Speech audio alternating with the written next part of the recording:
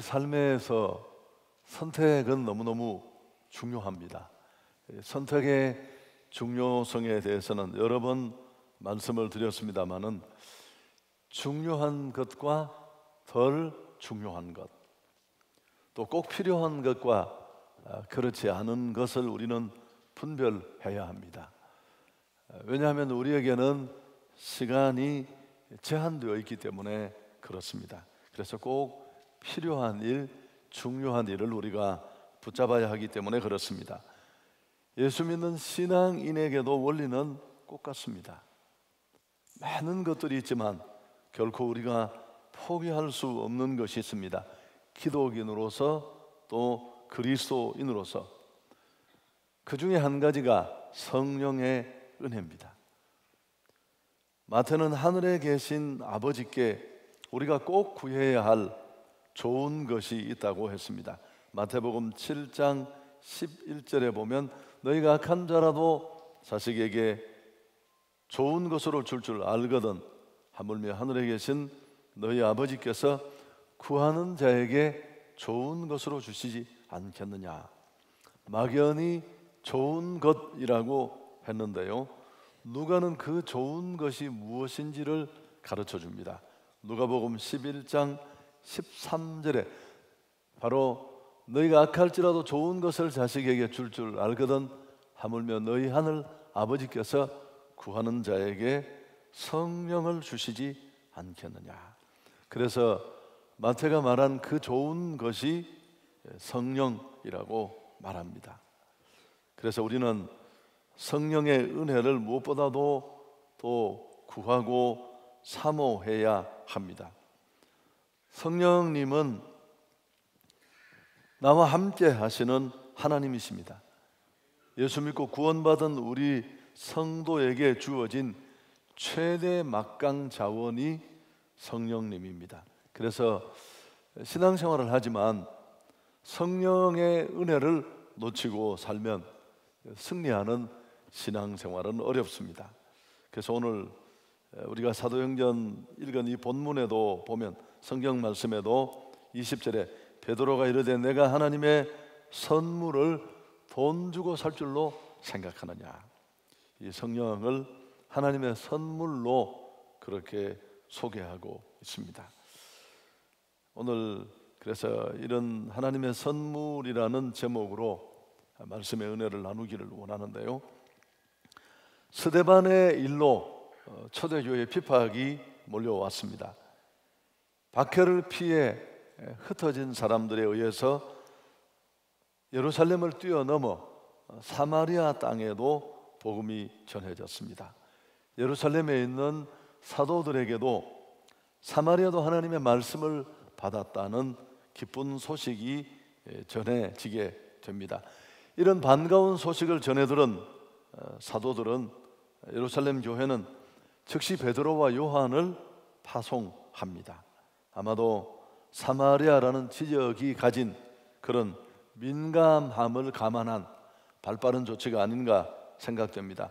사마리아는 우리가 알듯이 인종이나 역사, 종교적인 특수성이 있어서 유대인들과는 상종하기를 꺼려했습니다. 질시와 반목 속에 그 땅이 늘 이렇게 서로 하나 되지 못했는데 하나님의 말씀을 사마리아가 받았다는 소식이 전해졌습니다. 이건 예루살렘 사도들에게도 의미 있는 소식이 아닐 수 없었기 때문입니다. 그래서 중요한 위치에 있던 베드로와 요한을 그곳에 파송하기에 이릅니다. 근데 베드로와 요한이 막상 내려와 보니까 예수 믿는 사람들은 있지만 그들 가운데 한 사람에게도 성령이 내리신 일이 없었습니다. 베드로 요한은 그들을 위하여 성령 받기를 기도했습니다. 안수하고 기도하자 그들이 성령을 받았습니다. 15절부터 17절에 그 핵심 내용이 담겨 있는데 우리 같이 함께 한 번 더 읽었으면 좋겠습니다. 그들이 내려가서 그들을 위하여 성령 받기를 기도하니 이는 아직 한 사람에게도 성령 내리신 일이 없고 오직 주 예수의 이름으로 세례만 받을 뿐이더라. 이에 두 사도가 그들에게 안수함에 성령을 받는지라. 왜 하필이면 성령일까요? 사도들의 기도와 안수로 오늘 사마리아에 임한 이 성령은 어떤 성령이었을까요? 그럼 지금까지 사마리아 사람들이 이미 복음을 받고 예수를 믿고 세례까지 받았는데 성령 없이도 이런 일이 가능했을까요? 16절에 물론 우리가 읽었습니다마는 아직 한 사람에게도 성령 내리신 일이 없고 세례만 받았다는 이 성경의 기록을 우리는 믿어야 할 것입니다. 그렇다면 사도들이 다시 안수하고 기도해서 내린 사마리아에 임한 이 성령은 어떤 성령일까요? 이걸 우리가 아는 게 오늘 본문을 이해하는 데 중요할 것입니다. 빌립의 전도를 받고 믿은 것, 그게 어떻게 성령 없이 가능했을까? 이게 사실 오늘 이 본문을 읽는 풀기 어려운 난제 중에 하나입니다. 이 문제를 해결하기 위한 몇 가지 견해가 있습니다. 좀 복잡한 얘기가 될지 모르지만 뭐 그렇게 복잡한 얘기는 아니니까 소개해 드리겠습니다. 첫 번째, 가톨릭주의자들은, 로마 가톨릭은 이 부분을 어떻게 이해하느냐 하면 사도들의 안수에 초점을 맞춥니다. 여기 행해진 사도들의 안수는 세례와는 구별되는 예식이라고 생각을 합니다. 그래서 사도들의 안수를 통해 사마리아의 성도들은 성령에 참여하게 되었다. 그래서 세례받은 자들이 완전한 신앙인이 되었다고 봅니다. 그래서 따라서 여기 행해진 안수는 세례를 보완하고 완전하게 하는 것이다. 그렇게 해석을 합니다. 길게 설명할 수 없습니다만은 이런 견해를 우리는 받아들일 수는 없습니다. 성경 어디에도 성령 받음의 안수가 중요 요소로 그렇게 기록되고 있는 것은 없습니다. 원문을 들여다봐도 마찬가지입니다. 만일 성령이 임하는데 안수가 필수 요소라면 사도들은 당연히 회심이 일어나는 곳마다 일일이 찾아다니면서 안수를 행했을 테니까요. 그런 기록은 성경에 없습니다. 그리고 무엇보다 복음의 본질에도 맞지 않습니다. 두 번째 견해는 오순절주의자들, 우리가 흔히 순복음으로 말합니다마는 그분들의 견해는 사마리아 사람들이 중생했지만 성령 세례를 받지 못했다. 그런데 17절에 받은 이 성령은 중생케 하는 성령이 아니라 바로 중생 후에 2차적인 체험인 성령 세례라고 봅니다. 그래서 중생한 그리스도인들도 이미 믿고 세례받았지만 성령의 세례를 받도록 기도해야 한다. 이 주장은 우리가 살짝 헷갈리기도 하지만 역시 무리가 따릅니다. 구속사 진행에 일어난 특별한 사건을 무분별하게 일반화시키는 그런 오류를 범할 수 있습니다. 또 어떤 분은 이 제임스 던 같은 분이 이런 주장을 하는데 사마리아 사람들의 믿음이 불완전했다고 봅니다. 그런데 사도들의 기도와 안수로 성령 받았을 때 참신앙에 도달해서 진정한 그리스도인이 되었다. 이런 견해도 있습니다. 사마리아 성도들의 중생을 우리는 부인하기는 어렵습니다. 성령과 지혜가 충만한 빌립 집사에 의해서 복음이 전해졌고 그가 전한 그리스도의 복음은 조금도 하자가 없었습니다. 그리고 그 결과 복음을 받고 사마리아 도성 전체에 큰 기쁨이 임했습니다. 온전한 믿음이 전해졌을 때 드러나는 증거요 또 열매라고 할 수 있습니다. 사도들조차도 사마리아가 하나님의 말씀을 받았다는 긍정적인 보고를 받는 것을 볼 때 이런 해석도 문제가 있습니다.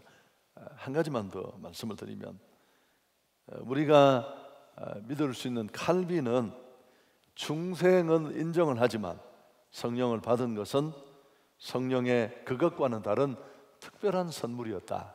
선물이라는 단어도 여기 나옵니다만 꼭 그렇게 표현하진 않았지만 지금 우리식으로 표현한다면 성령 충만이라고 할까요? 그래서 어떤 분은 임재와 역사를 구분하기도 합니다. 성령이 역사에서 구원을 가능하게 했고 이때 오신 성령은 임재하시는 성령이었다. 이것 역시도 헷갈리는 얘기가 될 수 있습니다. 여러분, 여러 가지 견해가 있을 수 있는데 제가 말씀드린 건 여러분을 복잡하게 하기 위해서가 아니라 다양한 얘기들을 교단마다 또 사람마다 조금씩 다르게 얘기할 때 여러분이 혼란하지 않도록 하기 위해서 분별력을 드리기 위한 겁니다. 그렇지만 이런 여러 가지 견해가 있지만 분명한 것은 지금도 우리는 성령의 도우심이 필요하다는 사실입니다. 할렐루야. 구원받는 것도 그렇습니다. 예수님을 나의 구주로 고백하는 것도 고린도전서의 말씀 맞다나 성령이 아니고서는 우리가 주를 주라고 시인할 수 없습니다. 그렇게 예수님을 나의 구주 하나님으로 고백하고 우린 예수를 믿고 구원을 받았습니다. 또 온 공동체 앞에 구원받은 증표로 세례도 받았습니다. 구원이 완성된 것입니다. 중생했고. 그렇지만 그 이후에도 지금도 우리는 성도답게 그리스도인답게 살아가는데 성령이 필요하고 성령의 은혜가 우리에게 주어져야 합니다. 성경이나 예수님의 발언도 사실은 이런 두 가지 얘기를 함께 하는 것 같은 헷갈림이 있습니다. 구약 시대부터 성령은 존재하고 활동했습니다. 예수 그리스도의 오심 또 오순절 성령의 마가다락방에 성령의 임하심이 있었습니다만은 또 마지막 때 성령을 부어 주시겠다고 했잖아요. 그래서 여러분 이런 여러 가지를 보면 구원을 가능하게 하는데도 성령은 필요했지만 또 지금까지 많은 성령의 은혜와 체험이 우리에게 있었지만 여전히 성령은 우리에게 부어져야 한다는 사실입니다. 날마다 성령의 도우심이 절실한 사람이 바로 기독인입니다. 로마서 8장 14절 함께 읽을까요? 무릇 하나님의 영으로 인도함을 받는 사람은 곧 하나님의 아들이다. 늘 성령과 동행하면서 그 하나님이 우리를 이끌어 주시고 인도하시는, 그게 내주든 임재든 역사든 어떤 형태로든지 성령의 은혜가 우리에게 꼭 필요한 사람이 바로 우리 기독인입니다. 성령님이 주시는 은혜가 왜 꼭 필요할까? 사실 제가 이 본문을 뛰어넘고 싶었어요. 해석하는데 상당히 복잡한 문제도 많고 또 설교를 끝내놓고도 오해의 소지도 있고 여러 가지 위험 요인이 있었습니다만, 그러나 깊이 묵상하는 중에 깨달은 건 성령의 은혜가 우리에게 꼭 필요하다는 겁니다. 그래서 이 부분을 뛰어넘을 수 없다는 것을 보여주려고 이 본문이 여기 위치했습니다.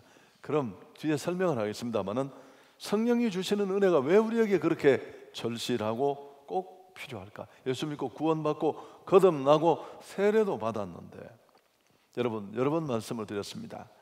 성령의 은혜가 없으면, 함께하시는 성령의 은혜가 날마다 우리에게 주어지지 않으면 정상적인 그리스도인의 삶이 불가능합니다. 우리는 성령 충만, 그게 성령 세례, 성령의 부으심, 어떤 표현이라도 좋습니다. 날마다 주어지는 성령의 은혜가 우리에게 없으면 정상적인 신앙생활이 어려워요. 그냥 막 연기가 머리에서 나고 이건 좋지 않은 일입니다만 막 방언하고 신령한 은혜가 임하고 이런 특별한 모습이 아니라 할 것 하고 하지 말아야 될 걸 하지 않는 그런 지극히 정상적인 신앙생활이 성령의 도우심이 있을 때 가능합니다. 할렐루야. 여러분 여기서 말하는 제가 정상적이라 함은 바른 신앙을 말합니다. 고백만의 신앙이 아니라 내가 토해놓고 내가 뱉은 그 고백대로 살 수 있는 그런 생활 속에, 인격 속에 자리한 신앙.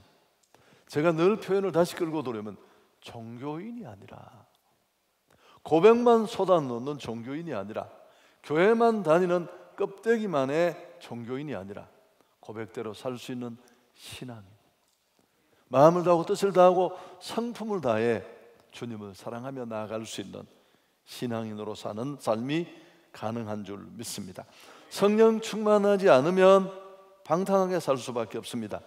시대 정신, 어둠의 영, 악한 세력들의 괴계를 뛰어넘고 우리는 시대를 거스러 살아갈 수 없습니다. 나도 세상도 마귀도 이길 힘이 우리에게는 없습니다. 자, 초대교회가 왜 성령 받는 것을 중요하게 생각했을까요? 사도들은 말씀 전해지는 곳에서 왜 성령 받기를 기도했을까? 이게 중요하지 않고 꼭 필요하지 않았다면 뭐 없어도 되고 있어도 되는데 구태에 안수하고 기도할 필요가 뭐가 있었을까요? 그게 어떤 것이든 신학적으로 뭐 이런 얘기도 했습니다. 오늘 이 안수하고 기도에서 임한 성령의 사건은 독특하게 여기에만 국한된 사건이다.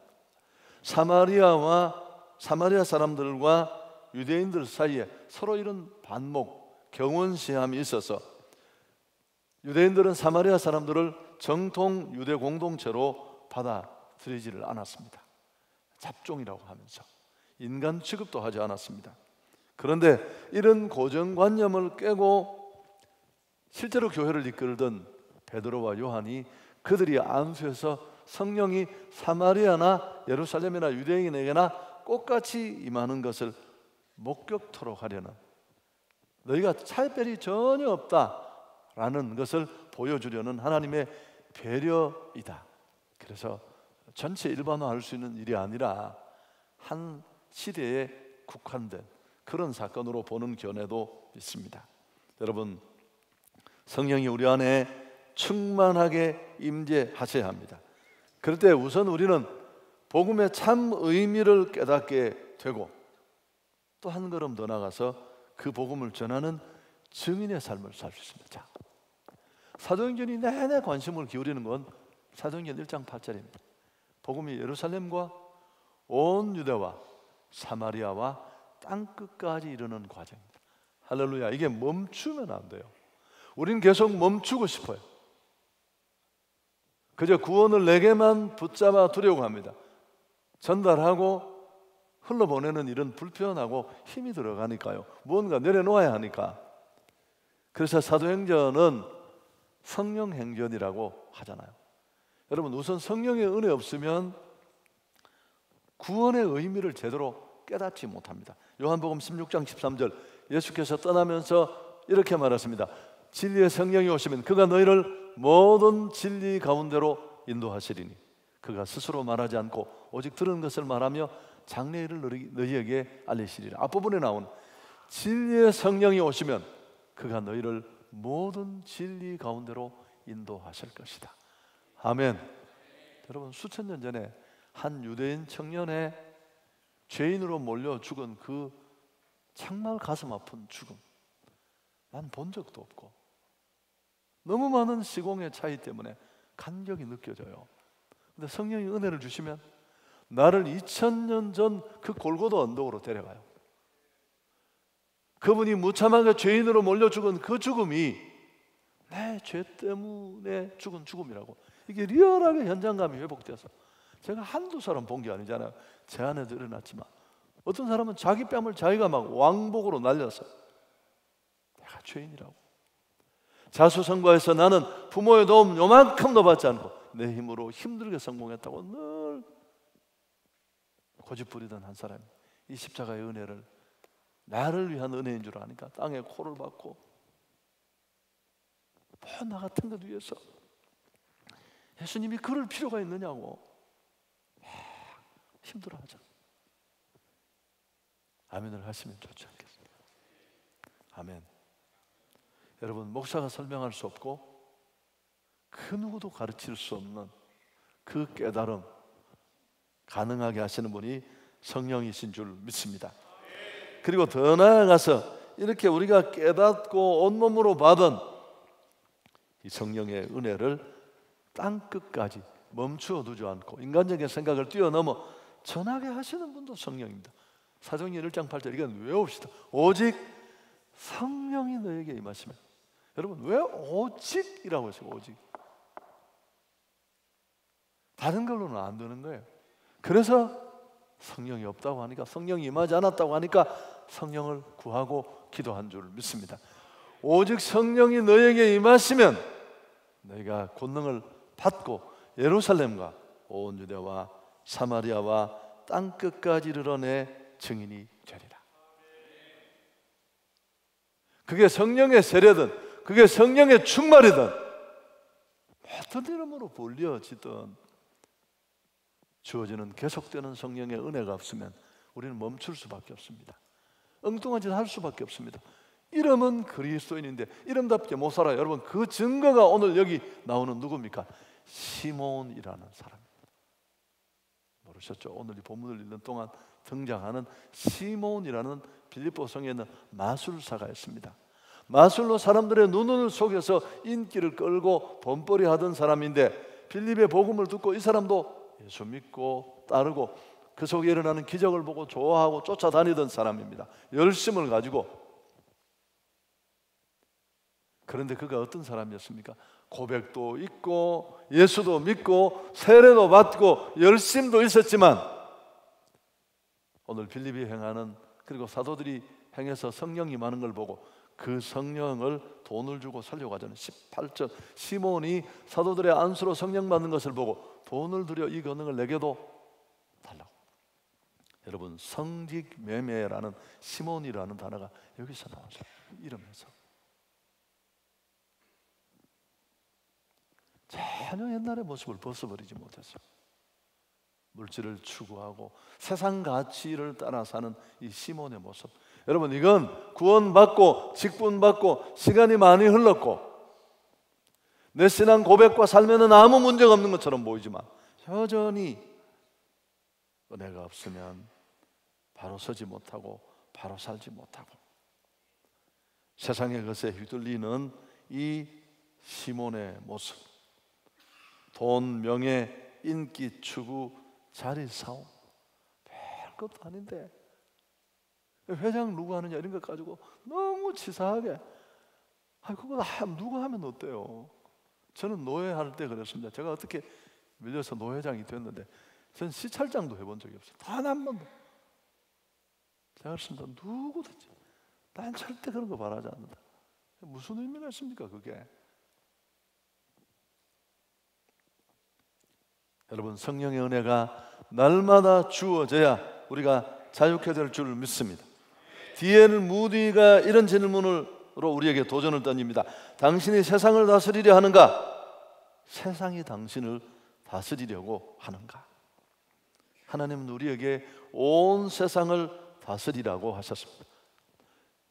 이 주님의 명령을 따라 살아가려면 우리는 성령의 은혜를 힘입어야 할 줄 믿습니다. 그게 성령 세례든 그게 성령의 충만이든 그게 성령의 임재든 오직 성령의 충만을 받아야 무슨 대단하게 막 하늘을 날아다니는 게 아니고 정상적인 고백대로 살아갈 수 있는 진짜 신앙인으로 살아가게 될 줄 믿습니다. 신구약 성경 역사를 보면 하나님이 들어서시던 사람들의 한결같은 공통점이 있는데요, 성령의 사람들입니다. 요셉, 우리가 그렇게 흠모하고 사모하는 요셉, 축복의 사람 요셉, 그를 보고 바로왕이 뭐라고 했습니까? 당신은 하나님의 신에 감동된 사람이다. 끌려온 노예 출신인데 그 안에 임하시는 일하시는 한계를 뛰어넘는 그를 보면서 당신은 하나님의 신에 감동된 사람이다. 다윗, 베드로, 요한 모두 성령 충만했습니다. 사도행전에 등장하는 인물들 하나같이 성령행전이라는 별명이 있잖아요. 다 성령에 이끌렸어요. 빌립은 성령에 이끌려 광야 길로 가서 이제 다음 시간 우리가 묵상하게 되겠습니다마는 에티오피아 내시라는 복음이 아프리카로 들어가는 첫 번째 사람에게 복음을 전하게 되고요, 베드로는 성령에 사로잡혀 고넬료라는 사람을 만나 복음을 전하는데 이방인 첫 번째 개종자입니다. 사마리아를 뛰어넘어 사도행전 10장에서 우리가 만나게 될 것입니다. 바울과 바나바도 성령의 강권하심 때문에 작은 지교회 안디옥 교회를 내려놓고 전 세계 전도 여행에 발벗고 나서는 것도 역시 같은 이유입니다. 아멘. 앤드류 머레이는 아예 못을 박았습니다. 성령으로 충만하지 아니하면 개인적으로나 교회적으로 하나님이 원하는 일을 할 수 없다.